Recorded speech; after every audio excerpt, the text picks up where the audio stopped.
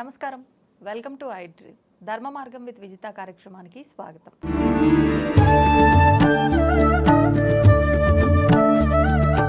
ప్రస్తుతం మనతో పాటు ఉన్నారు ప్రముఖ ఆధ్యాత్మికవేత్త జ్యోతిష పండితులు సుభాష్ శర్మ గారు. ఇప్పుడు గురుగారితో మాట్లాడి మరిన్ని విషయాలు తెలుసుకుందాం.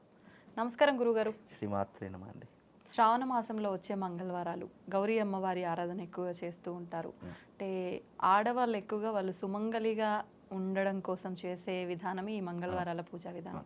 మరి ఈ వ్రత విధానాన్ని, ఈ నోముని పెళ్లి కాని స్త్రీలు ఆచరించకూడదా? అసలు ఈ నోము యొక్క సారాంశం ఏంటి, దాని వెనకాల ఉన్న ఆంతర్యం ఏంటి, వివరించండి. తప్పకుండా అండి. ముందుగా వీక్షిస్తున్న ప్రేక్షకులందరికీ శ్రీమాత్రే నమః, శ్రీ గురుభ్యో నమః. ఓం జ్ఞానినాంనపి చేతాంసి దేవి భగవతీ హిసా బలాయ కృషమోహాయ మహామాయ ప్రయశ్చతి. మనకు ప్రతి ఒక్క సాంప్రదాయంలో ప్రతి ఒక్క స్త్రీ అంటే ఒక సువాసిని తాను జీవితంలో కోరుకునేటటువంటిది ఏంటి అంటే సౌభాగ్యంగా ఉండాలి, నా యొక్క 5వ తనం అనేటటువంటిది నా చివరి శ్వాస వరకు ఉండాలి అని ప్రతి ఒక్క స్త్రీ కోరుకుంటుంది. అది హిందుత్వంలో ఉన్నటువంటి ఒక స్త్రీ యొక్క ధర్మం. అలాగే ఆ కోరిక ఏ రకంగా నెరవేరాలి అన్నదానికి నిదర్శనమే మనకున్నటువంటి పురాణాల యొక్క అనుసారం ప్రకారము ఏం చేస్తే ఒక స్త్రీ యొక్క సౌభాగ్యము ఆ భగవంతుడి యొక్క దయ వల్ల చల్లగా ఉంటుంది అని అంటే అది శ్రావణ మాసంలో వచ్చే మంగళగౌరీ దేవి యొక్క వ్రతం ద్వారా ఒక స్త్రీ సౌభాగ్యంగా ఉండడానికి అర్హతను పొందేటటువంటి వ్రతమే ఈ మంగళగౌరి యొక్క వ్రతము. ఇది కొత్తగా పెళ్ళైనటువంటి జంటలు 5 సంవత్సరాల పాటు చేసుకోవాలి. తర్వాత చేసుకోకపోయినా పెద్ద నష్టమేం లేదు.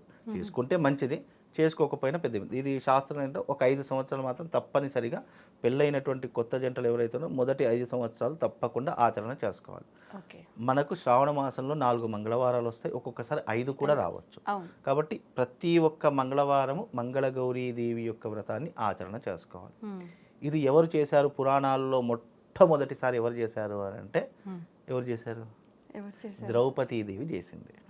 ద్రౌపదీదేవి తన యొక్క భర్తలు తాను అందరూ కూడా వనవాసానికి వెళ్ళేటటువంటి సమయంలో నా భర్తలకు ఎలాంటి అపాయం ఉండకూడదు, ఎలాంటి ఇబ్బంది ఉండకూడదు అని చెప్పి ద్రౌపదీదేవి కృష్ణుణ్ణి అడిగిందట.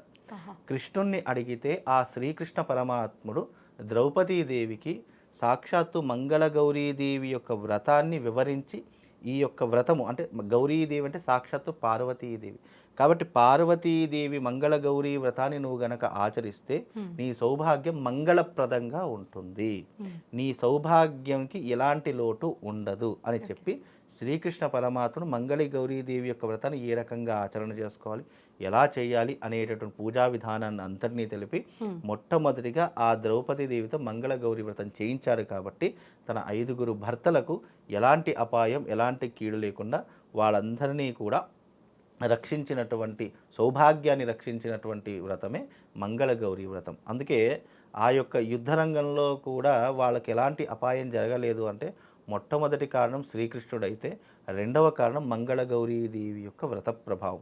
అందుకే మీకు భగవద్గీతలో ఎవరికీ తెలియనటువంటి రహస్యం ఏంటి అని అంటే కనుక ఆ యుద్ధము ఎవరి వల్ల గెలిచారు అని పాండవులు 5గురు కూడా వాదన చేసుకుంటే అప్పుడు వాళ్ళు ఈ యొక్క అంశాన్ని ఎవరు చెప్తారు ఎవరి వల్ల గెలిచాము అని అంటే మనకు భాగవతంలో ఎవరికి తెలియనటువంటి ఒక రహస్యమైనటువంటి స్టోరీ ఉంటుంది.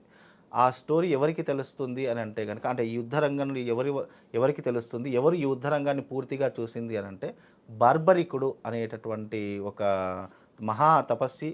అలాగే ఆ యొక్క బార్బరికుడు అనేటటువంటి వాడు ఒక గొప్ప యుద్ధకారుడు. అంటే ఒకేసారి 3 బాణాలను సైతం సంధించేటటువంటి గొప్ప నైపుణ్యం కలిగినటువంటి వాడు యుద్ధవీరుడు. ఆ బార్బరికుడు ఒక క్షణంలో అంటే ఒక నిమిషంలో ఆ మొత్తం యుద్ధాన్ని అంతం చేసేటటువంటి గొప్పనైనటువంటి శక్తి కలవాడు. అలాంటి వాడు ఒకవేళ దీంట్లో మహాభారతంలో గనక ఉంటే ఈ యొక్క యుద్ధకాండలో ఉంటే పాండవులతో సహా నశించిపోతారు అనే ఒక భయంతో శ్రీకృష్ణుడు బార్బరికుడి దగ్గరికి వెళ్ళి ఏం కావాలి అని అడిగితే అప్పుడు బార్బరికుడు శ్రీకృష్ణ ఏం కావాలి అంటే నాకు నీ తల కావాలి అని కోరుకున్నాడట. ఆ తల కావాలని కోరుకుంటే బార్బరికుడు అన్నాడట, నేను యుద్ధ రంగంలో విజయం సాధించాలి, నా యొక్క నైపుణ్యాన్ని ఈ యొక్క లోకానికి చాటి చెప్పాలి అంటే నా తలను అడిగావు శ్రీకృష్ణ అని అంటే నువ్వు ఈ లోకాన్ని రక్షించేటటువంటి మహావిష్ణువు యొక్క స్వరూపము, అలాంటి నీ నోటి నుంచి నాకు దేహి అని అడిగినావు కాబట్టి నా తల నీకు ఇచ్చేస్తాను, కానీ నాదొక కోరిక, నేను ఈ యుద్ధాన్ని మొత్తము నేను చూడాలి అని చెప్తే ఆ యొక్క తలను తీసుకొని వెళ్ళి ఒక ఎత్తైనటువంటి శిఖరం, అంటే ఆ యుద్ధరంగం అంతా కూడా కనిపించేటటువంటి విధంగా ఒక ఎత్తైనటువంటి శిఖరం మీద పెట్టాడు. ఆ యుద్ధం అంతా చూస్తున్నాడు. కానీ ఆ బార్బరికుడికి ఎవరు కనిపిస్తున్నారు? పాండవులు కనిపించట్లేదు, కౌరవులు కనిపించట్లేదు, సైన్యం కనిపించట్లేదు, ఎవ్వరూ కనిపించట్లేదు. ఆ యుద్ధం అంతా నడిపించింది ఎవరయ్యా అనంటే శ్రీకృష్ణ పరమాత్ముడు. అలాగే ఆ యుద్ధంలో బాణాలు కనిపించట్లేదు, రథాలు కనిపించట్లేదు, ఎలాంటి ఆయుధాలు కనిపించట్లేదు. కనిపించేది ఏం కనిపిస్తుంది? సుదర్శన చక్రం కనిపిస్తుంది. అలాగే ఎవరు గొప్పవారు అని అంటే మీరెవ్వరు గొప్పవారు కాదు.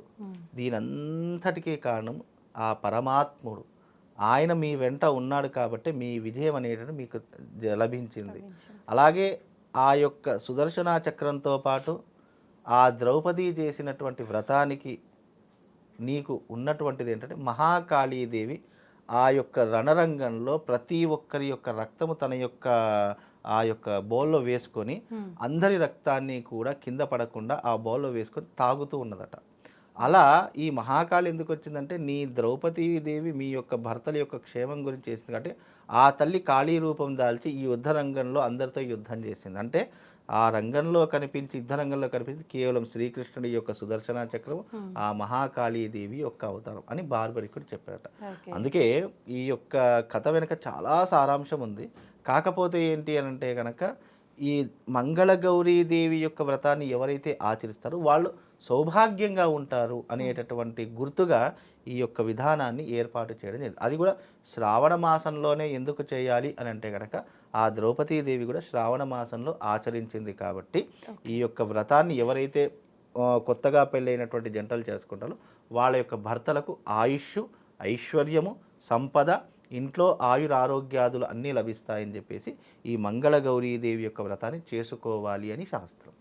ఇప్పుడు కొత్తగా పెళ్ళైన వాళ్ళు కాకుండా విడిగా సుమంగళి స్త్రీలు ఎవరైనా ఆచరించాలి అన్ని మంగళవారాలు ఒక నోములాగా కాకుండా ఒక ఆరాధనలాగా అంటే ఏ రకంగా చేయొచ్చు అంటారు?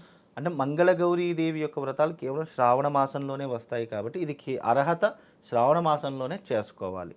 ఎప్పుడైతే మనం మంగళగౌరీదేవి యొక్క వ్రతం ప్రారంభం చేస్తామో తప్పకుండా కొంతమందికి కొన్నిసార్లు ఆడవాళ్లకు నెలసరి ఉండడం వల్ల లేదా ఏదైనా ఇబ్బంది జరగడం వల్ల కొన్ని మంగళవారాలు పోతూ ఉంటాయి. అలా జరిగినప్పుడు ఏంటి అని అంటే కనుక మళ్ళీ దాన్ని 6వ సంవత్సరానికి కలుపుకోవాలి. ఎక్కడి నుంచి 5 సంవత్సరాలు దీన్ని కంప్లీట్ చేసుకోవాలి. ఏదైనా ఆటంకం వచ్చి ఒక మంగళవారం పోయింది లేదా ఒక మాసం పోయింది అంటే దాని తరువాతి మాసంలో దాన్ని టాలీ చేసుకొని యథావిధిగా మంగళగౌరీదేవి యొక్క వ్రతాన్ని చేసుకోవాలి. అది కూడా నెలలో 4 సార్లు చేసుకుంటే చాలా మంచిది.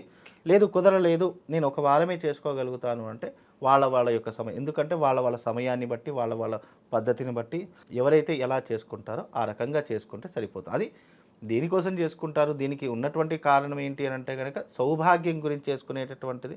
ఆ తల్లి యొక్క చల్లని చూపు ఆ యొక్క భర్త మీద ఉండడానికి చేసుకునేటువంటి వ్రతమే మంగళగౌరీదేవి యొక్క వ్రతం. పేరులోనే ఉంది మంగళగౌరి అంటే మంగళప్రదమైనటువంటిది.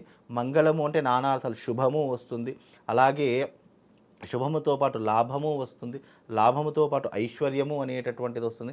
మంగళప్రదం అనేటటువంటి వర్డ్ ఎందుకు వస్తుంది అని అంటే కనుక నీ జీవితంలో ఎలాంటి ఇబ్బందులు లేకుండా, ఎలాంటి నెగిటివ్ ఇంపాక్ట్ లేకుండా నువ్వు ఆరోగ్యంగా ఐశ్వర్యవంతుడిగా బతకడానికి మంగళము అనేటటువంటిది ఒకటి వాడుతూ ఉంటాం. అందుకే మంగళగౌరి అంటే నీకు శుభాన్ని చేకూర్చేటటువంటిది. శుభము అంటే దానికి అనేక రకాల అర్థాలు వస్తూ ఉంటాయి. కాబట్టి ఈ వ్రతం చేసుకుంటే గనక ఆయురారోగ్యాదులతో పాటు కుటుంబము సౌఖ్యంగా ఉంటుంది, భర్త యొక్క ఆయుష్ పెరుగుతుంది, ఆడవాళ్లకు సౌభాగ్యం అనేటువంటి సమృద్ధిగా ఉంటుంది.